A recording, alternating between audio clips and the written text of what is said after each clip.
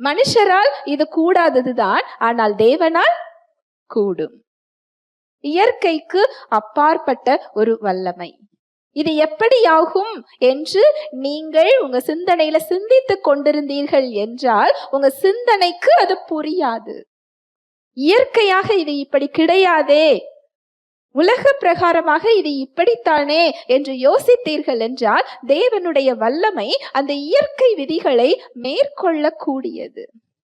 எவ்வளவு ஒரு பெரிய ஒரு அதிசயம் இல்லையா? அவருடைய பிறப்பே என்னதுதான்?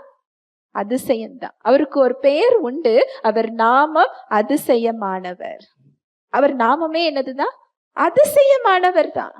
அந்த அதிசயமானவரை தினம் தினம் நம்முடைய சூழ்நிலைகள்ல அந்த அதிசயத்தை, அந்த அற்புதத்தை, அவர் வல்லமைய நம்ம என்ன செய்யணும்?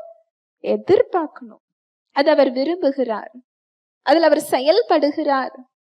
இப்படிப்பட்ட ஒரு வாழ்க்கைக்கு தான் விசுவாசிகள் அழைக்கப்பட்டிருக்கிறோம். ஹல்லேலூயா, பிரைஸ் தி லார்ட்.